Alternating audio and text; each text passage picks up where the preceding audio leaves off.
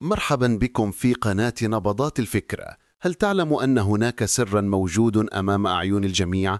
الكل يستطيع رؤيته، لكنه مع ذلك يظل مخفيا بطريقة غامضة عن أغلب الناس.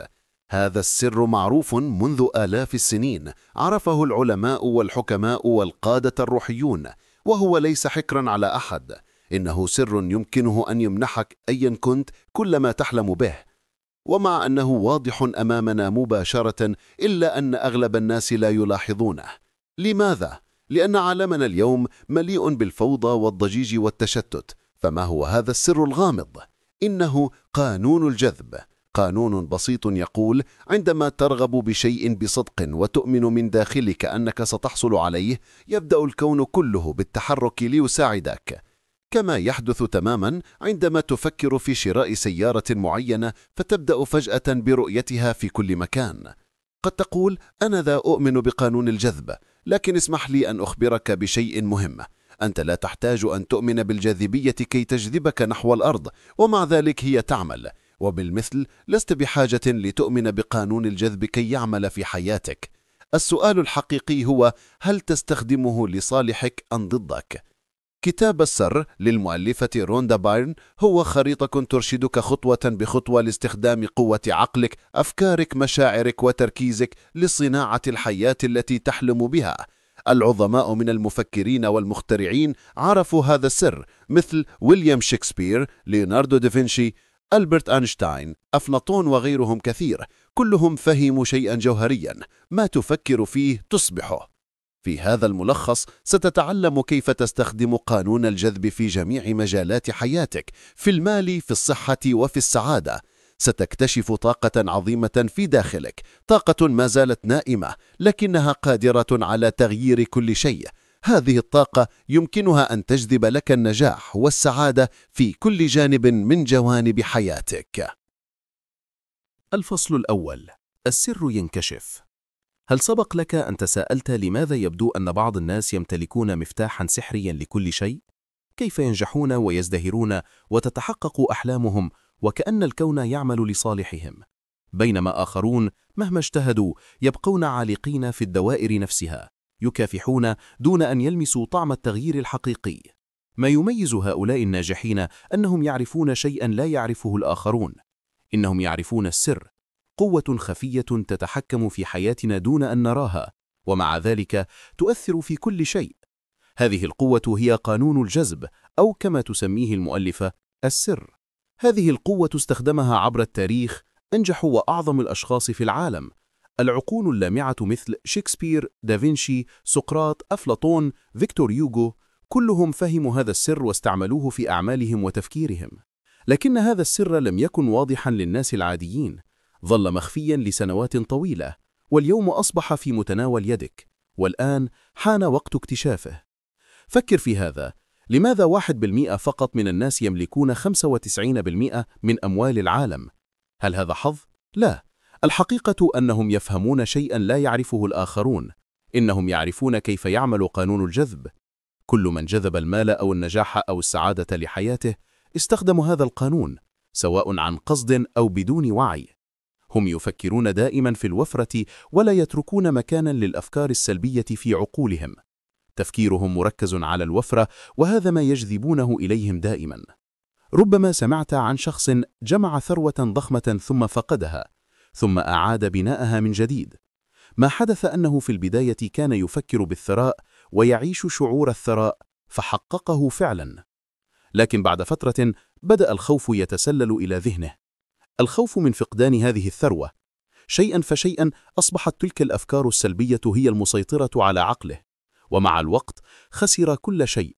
ولكن بعد الخسارة لم يعد لديه ما يخشاه، لم يعد هناك ما يخاف عليه، فبدأ من جديد، ولكن هذه المرة بأفكار مختلفة، أفكار مليئة بالثقة والوفرة. فبدأت الثروة تعود إليه مرة أخرى. قانون الجذب لا يهتم بما إذا كانت أفكارك إيجابية أو سلبية، هو ببساطة يستجيب لها كما هي. أبسط طريقة لتفهم كيف يعمل قانون الجذب هي أن تتخيل نفسك مثل المغناطيس. أنت أقوى مغناطيس في الكون، لأن بداخلك قوة مغناطيسية لا يمكن قياسها، أقوى من أي شيء آخر في هذا العالم، هذه القوة تنبع من أفكارك. ما تفكر فيه تشعر به، وما تشعر به تؤمن به، وكل هذا يخرج منك في صورة طاقة. صحيح أن هذه الطاقة لا ترى، لكنها حقيقية تماما مثل الكهرباء أو الجاذبية. هذه الطاقة تتفاعل مع العالم من حولك وتبدأ في جذب كل ما يشبهها إليك. فكر في أمر: كم مرة بدأت يومك وأنت في مزاج سيء، فشعرت أن كل شيء يسير ضدك؟ تأخرت في الطريق، حصل موقف أزعجك، حصل أخطاء في عملك، وفي النهاية تقول: أعرف منذ الصباح أن هذا يوم سيء. لكن الحقيقة هي أن أفكارك ومشاعرك في بداية اليوم هي التي جذبت كل ذلك إليك دون أن تنتبه. هذا ليس سحرا ولا خيالا، هو مجرد انعكاس للطاقة التي ترسلها إلى الكون. عندما تقول باستمرار أنا فقير أو الحظ لا يزورني، فإنك تصنع واقعك بهذه الكلمات. كل ما تقوله وتحسه يتحول إلى رسالة يلتقطها الكون ويردها إليك. لذلك إذا ركزت على ما تريد وجعلته محور أفكارك سيتحقق، لأن أفكارك تملك ترددا مغناطيسيا، وعندما تفكر ترسل هذا التردد إلى الكون فيجذب إليك أشياء شبيها له. تخيل الأمر كما لو أنك محطة بث تلفزيوني ترسل إشارات عبر تردد معين فتظهر صورة على الشاشة. أنت مثل هذه المحطة، لكنك أقوى منها بكثير، فأنت ترسل ترددك بأفكارك ويستمر بالانتشار في الكون ويعود إليك على شكل حياتك. إذا أردت تغيير أي شيء في حياتك، كل ما عليك هو أن تغير التردد، وذلك يبدأ بتغيير أفكارك. أفكارك الآن تصنع مستقبلك. ما تفكر فيه اليوم هو ما ستعيشه غدا. إذا كنت دائم الشكوى فستجذب ظروفا تزيد من معاناتك، وإذا كنت تستمع دائما لشكوى الآخرين وتتعاطف معهم وتشعر بما يشعرون به، فأنت أيضا تجذب نفس الظروف إلى حياتك. الأمر بسيط، الكون يرد إليك ما تركز عليه، ومع هذه المعرفة يمكنك تغيير حياتك كلها فقط بتغيير طريقة تفكيرك. فكر للحظة، إذا كانت أفكارك دائما مليئة بالخوف والقلق، فما الذي ستجذبه؟ المزيد من القلق والمشاكل. لكن إن ركزت على النجاح والسعادة فستبدأ في جذبها إليك. قانون الجذب يعمل دائما، سواء صدقته أم لم تصدقه، سواء فهمته أم لم تفهمه. إنه قانون كوني مثل الجاذبية تماما. إذا فكرت في شيء بإصرار وأضفت إليه مشاعر إيجابية فإنك تبدأ في جذبه. لكن إذا رغبت في شيء وشعرت بالحزن لأنه غير موجود فأنت تبعده عنك.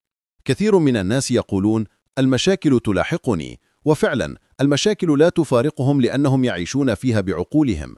أما من فهموا هذا السر فهم يصنعون حياتهم بأنفسهم.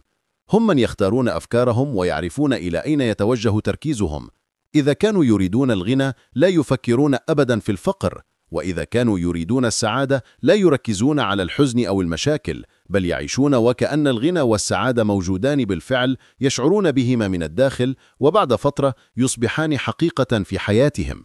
والسؤال الآن: كيف نستخدم هذا السر؟ كيف نغير الطاقة التي نرسلها؟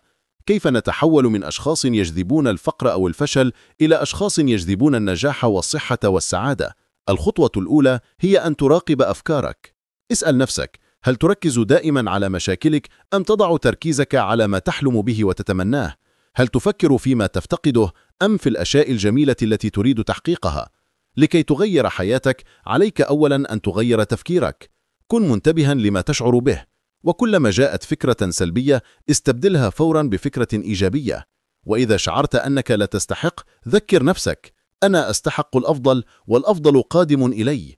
تذكر دائما: حياتك هي انعكاس لأفكارك. ما تفكر فيه اليوم سيظهر في حياتك غدا. ربما تقول: لكن الحياة ليست بهذه السهولة. صحيح، الحياة ليست سهلة دائما، لكنها ليست مستحيلة أيضا. طالما أنك تستطيع التفكير فأنت تملك المفتاح لتغير حياتك.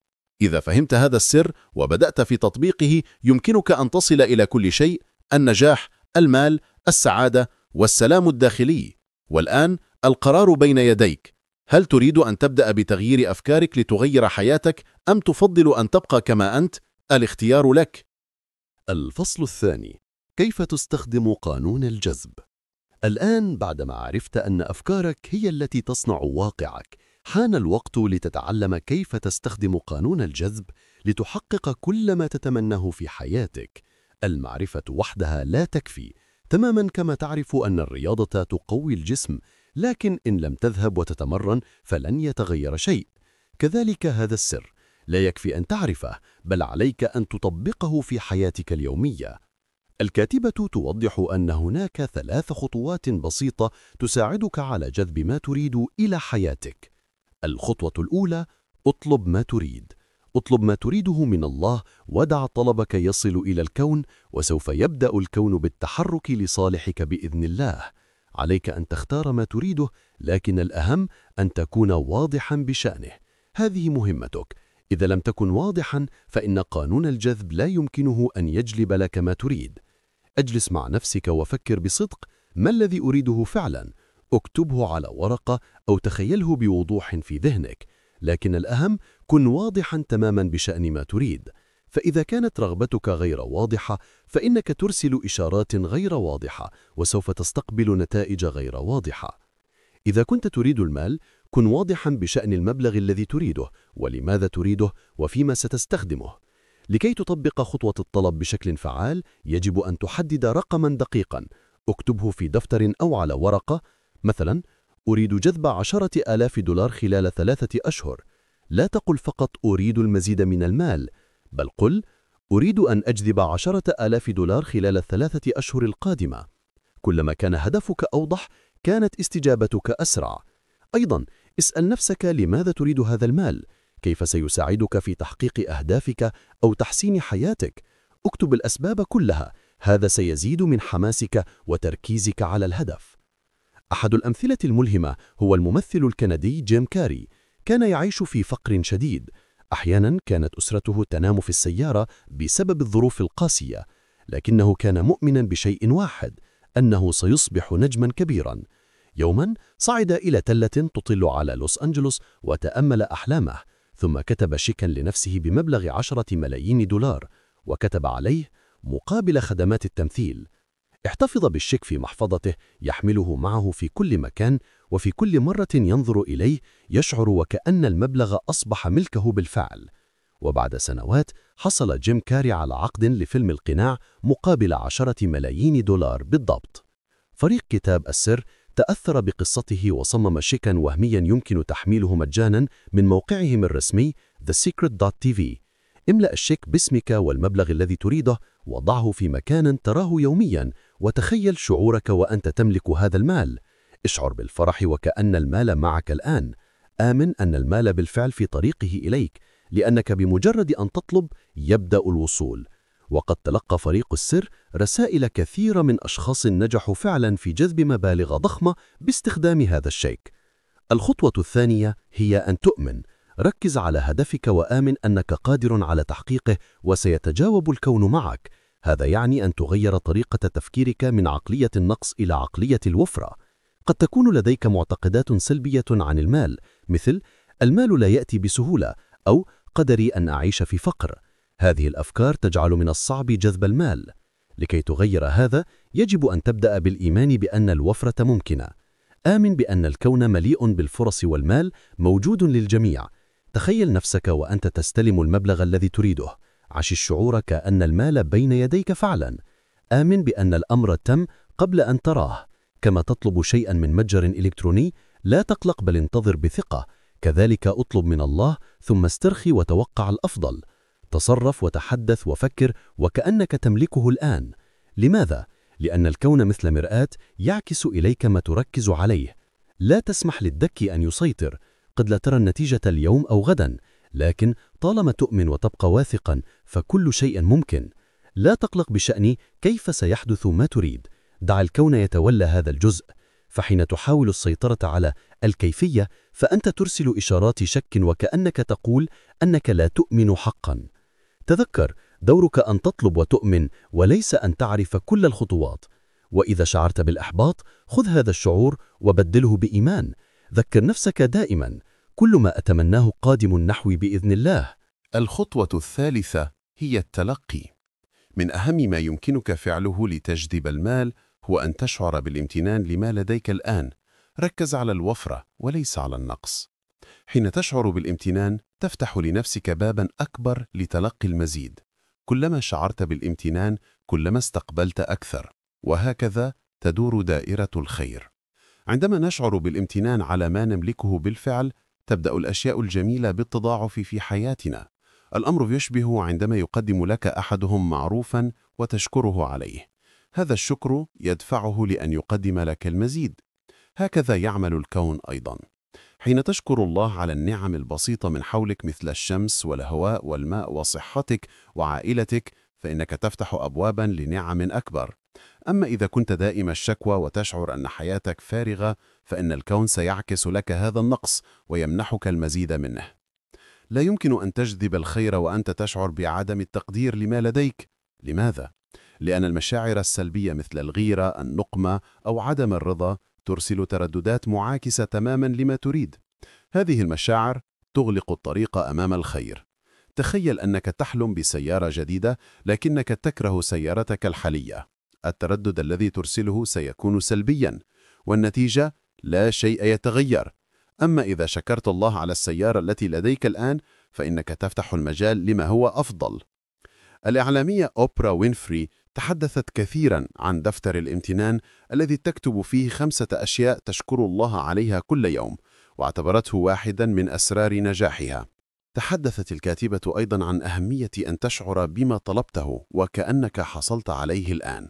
اشعر بالفرح، بالامتنان، بالنجاح. عش مشاعر الشخص الذي يمتلك ما تمنى. المهم أن تشعر أن ما تريده حقيقي وموجود الآن. عندما تكون في حالة شعورية طيبة تبدأ الأشياء الجميلة في الاقتراب منك، حتى لو لم تعرف متى أو كيف سيحدث ذلك. لا تقلق، ثق فقط وأبقى على تردد الشعور الجيد. فكر في الأمر كأنك تضبط موجة راديو. إذا لم تضبط التردد الصحيح لن تسمع شيئا. كذلك إن لم تكن مشاعرك متناسقة مع ما تريد فلن تجذبه.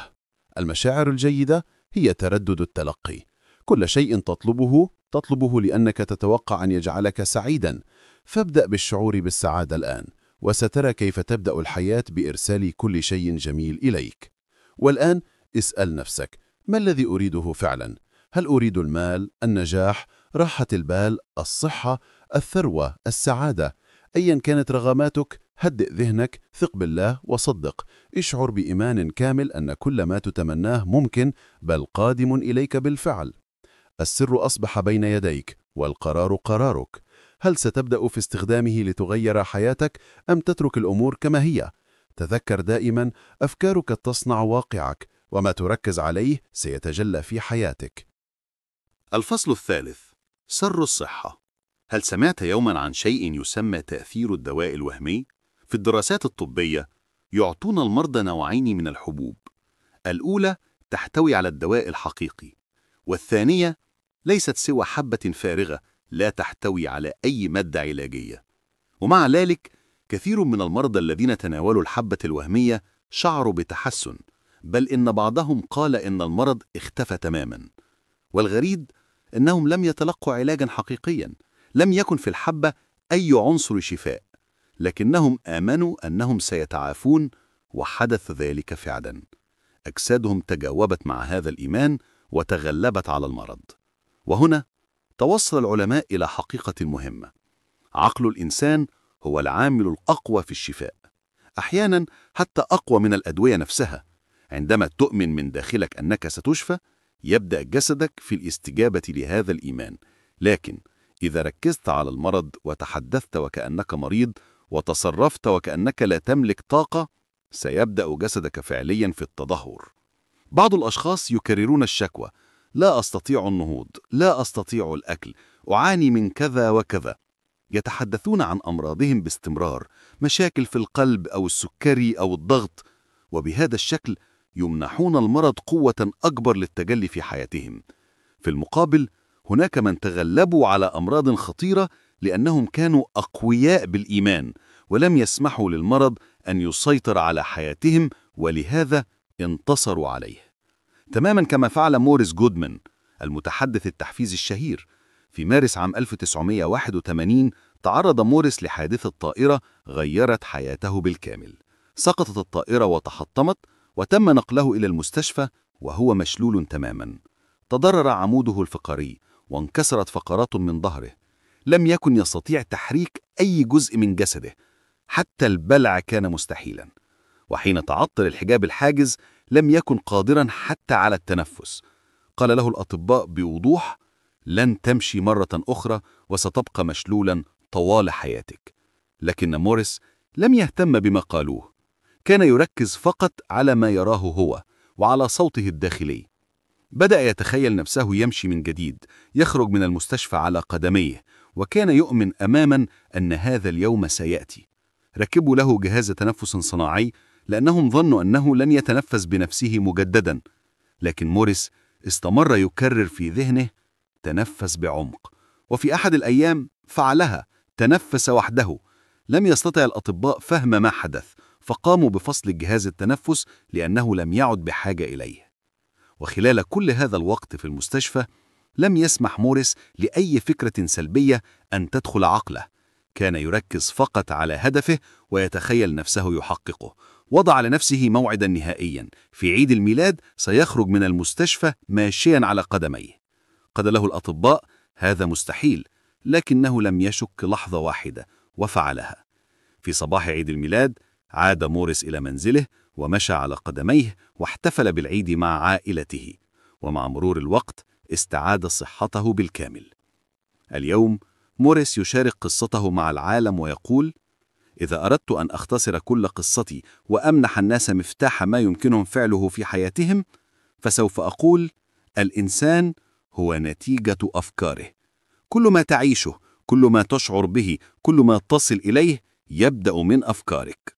تذكر دائما: كل فكرة سلبية هي طاقة سلبية يتم ضخها مباشرة في جسدك.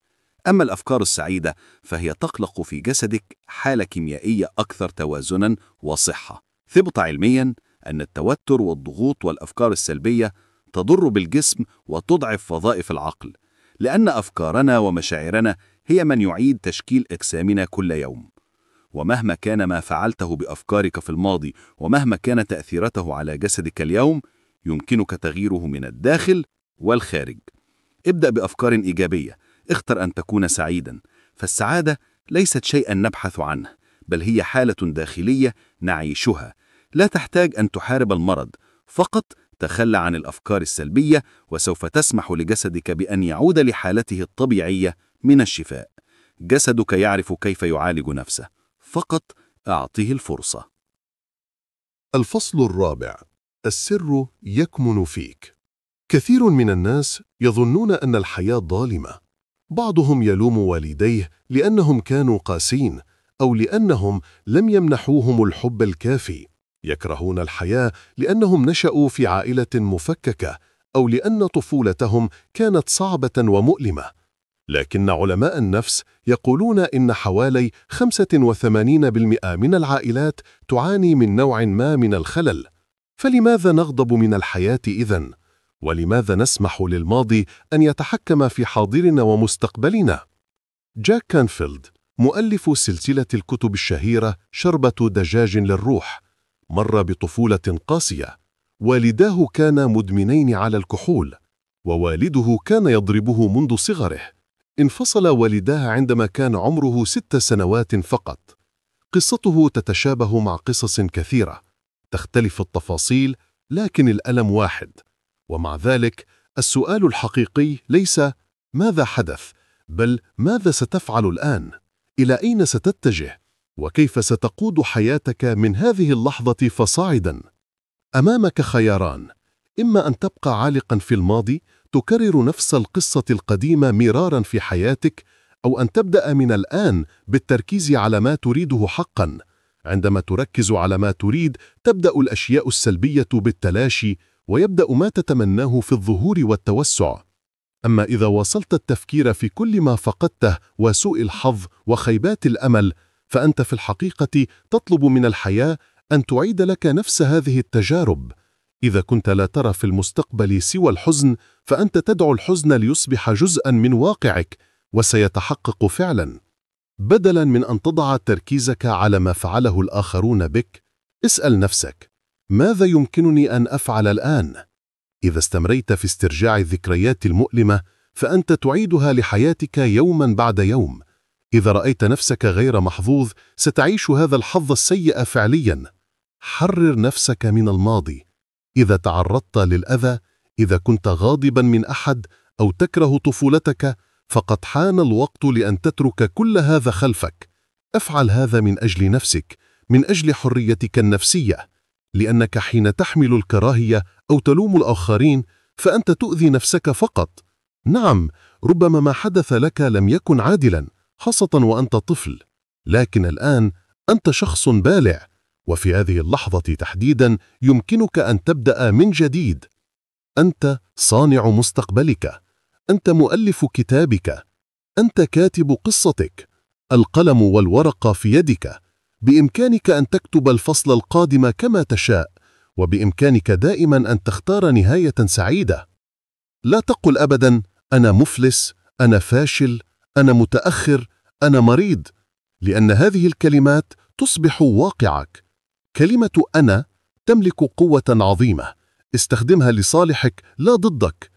قل أنا مبارك، أنا بصحة جيدة، أنا سعيد، أنا مليء بالطاقة، أنا ناجح. رددها كثيرا وستصبح واقعك الجديد. أنت قادر على أن تصبح ما تريد. قدراتك، مواهبك، عقلك ليس لها حدود. هذه القوة العظيمة كانت دائما بداخلك. كل ما تحتاجه هو أن تسمح لها بالخروج. السر أصبح بين يديك، المفتاح معك الآن، والقرار هو قرارك.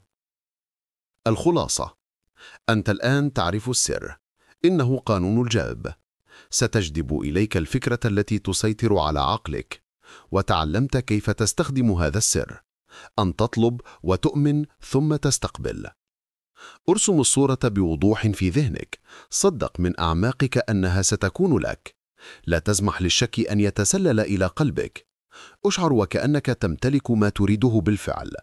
الكثير من الناس فعلوا هذا قبلك، أصبحوا أثرياء، تعافوا من أمراضهم، وحققوا أحلاما طالما راودتهم طوال حياتهم. وأنت أيضا يمكنك أن تفعل الشيء نفسه. فقط أطلب من الله، آمن ثم استقبل، وستجد نفسك تعيش حياة مليئة بالسعادة والنجاح.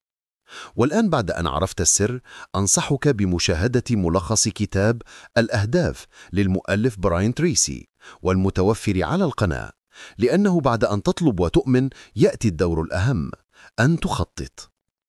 شكرا لك على الاستماع. إذا أعجبك هذا المحتوى لا تنسى الإعجاب والاشتراك في قناة نبضات الفكر، وأخبرنا في التعليقات ما هو أكثر شيء وجدته مفيدا. دمتم في رعاية الله.